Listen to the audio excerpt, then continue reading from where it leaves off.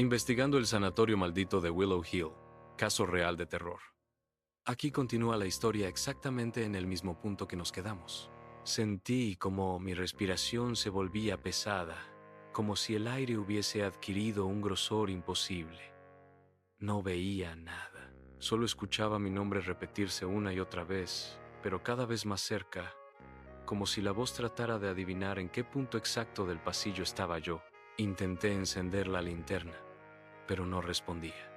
Sacudí la cámara, pero la pantalla estaba completamente negra, como si hubiese sido devorada por la misma oscuridad. Entonces, por primera vez desde que entramos, sentí auténtico miedo. No miedo de los ruidos, no miedo del lugar, miedo de la sensación clara, nítida, de que algo más estaba allí abajo con nosotros. Algo que conocía los pasillos mejor que cualquiera de los doctores que trabajaron allí. Algo que nunca salió cuando cerraron el sanatorio. Cuando recuperé la linterna, apenas una chispa débil iluminó unos centímetros delante de mis pies, suficiente para ver la puerta del sótano entreabierta. La bisagra colgaba torcida y chirriaba con un movimiento lento, casi respirando. Sabía que no la habíamos dejado así. Y lo peor es que no recordaba haberla visto abierta antes. Me incliné un poco para mirar dentro.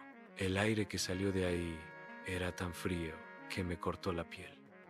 No exagero, sentí un ardor inmediato en los brazos, como si diminutas agujas de hielo se hubieran clavado en mí.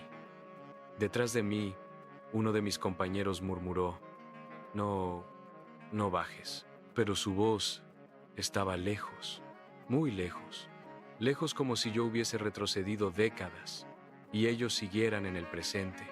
El sótano no pertenecía al resto del edificio. Ese lugar había sido construido con otro propósito, algo que nunca debió registrarse en ningún plano. Y aún así, mientras la luz temblaba entre mis dedos, algo movió sus sombras desde adentro. No fue un movimiento humano, no fue un paso ni un giro. Fue como si la oscuridad entera se acomodara, preparándose. Un sonido bajísimo rozó mis oídos. No te vayas. Tú sí puedes verme. Retrocedí, pero la puerta se abrió un poco más, como respondiendo a mi miedo. Esa voz no parecía grabada, ni arrastrada por el viento. Se sentía como si estuviera pegada al hueso, como si hubiera estado ahí desde antes de que yo naciera. Me obligué a mirar de nuevo, buscando cualquier forma humana, cualquier indicio de que todo esto era una mala jugada del lugar. Pero lo que vi fue peor que encontrar un cuerpo. No había nada, ninguna silueta, ningún rostro, solo la sensación intensa, despiadada, de que algo me observaba con absoluta claridad. ¿Mary?, susurré sin pensar.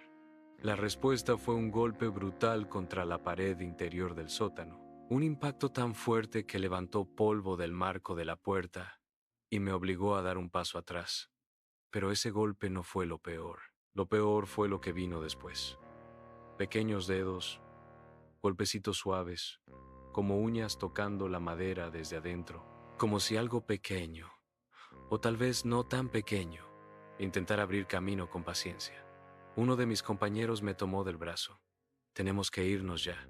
Esto va más allá de lo que vinimos a grabar. Pero cuando dimos la vuelta para salir por el pasillo principal, nos dimos cuenta de lo imposible. La puerta por la que habíamos entrado no estaba. El pasillo terminaba en un muro agrietado. No había salida. El edificio estaba reconfigurándose, como si Willow Hill estuviese vivo, o peor, despierto. Mi cámara volvió a encenderse sola. La pantalla dejó de estar en negro. Lo que se veía no era mi rostro, ni el pasillo, ni el sótano. Era una mujer sentada en una cama antigua, mirando hacia abajo, el cabello cubriéndole el rostro. Supe quién era incluso antes de que el archivo mostrara el nombre. Mary Dalton. Sesión 4, 1979. Ella levantó la cabeza. Primero lento, luego demasiado rápido, como si su cuello no tuviera huesos, Y sus ojos, Dios. Sus ojos estaban completamente blancos, como quemados por dentro. Abrió la boca para hablar, y la cámara reprodujo un audio distorsionado, lleno de interferencia y gritos superpuestos. Pero entre todos los ruidos, su voz se escuchó clara, firme y más humana de lo que habría querido. No debiste entrar al sótano. Tú ya no podrás salir. La cámara volvió a apagar, y el pasillo, detrás de nosotros, empezó a expandirse. Las luces del techo explotaron una por una en dirección a nuestras cabezas. Los pasos que escuchamos antes, ahora estaban corriendo, pero no los oíamos desde lejos. Venían directamente hacia nosotros.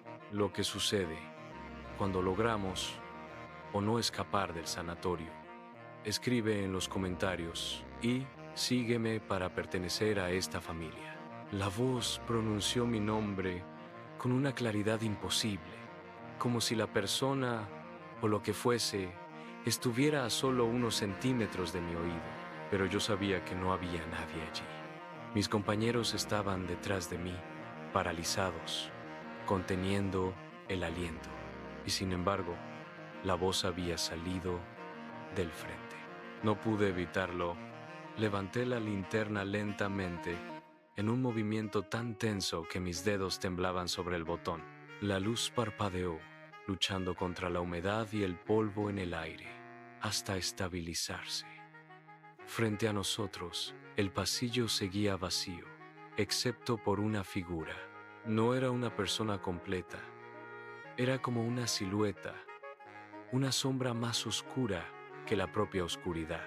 Se alzaba inmóvil al final del corredor, sin rostro, sin forma definida, como un tejido de noche envuelto en la ropa de hospital antigua. Y aunque no tenía ojos, sentí que me estaba observando. Sentí su atención clavada en mí, como si hubiese esperado mi llegada durante décadas. La sombra dio un paso, un movimiento lento, apenas perceptible, pero suficiente para quebrar el aire en un crujido que no debería pertenecer a ningún ser vivo. En ese instante, un pensamiento recorrió mi mente con una claridad aterradora. Esa cosa sabía quién era yo antes de que yo supiera dónde estaba ella. Encendimos la cámara de visión nocturna. La pantalla mostró el pasillo lleno de interferencias y la figura, que ante la luz normal parecía distante, ahora estaba más cerca, mucho más cerca, unos 3 metros tal vez. Como si en la oscuridad entre parpadeos hubiese avanzado sin moverse. El sensor de movimiento del equipo empezó a sonar.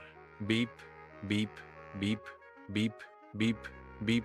No había ninguna lectura clara en la pantalla, solo distorsión. Mi compañero, David, quiso retroceder, pero en cuanto dio un paso escuchamos un portazo brutal a nuestras espaldas.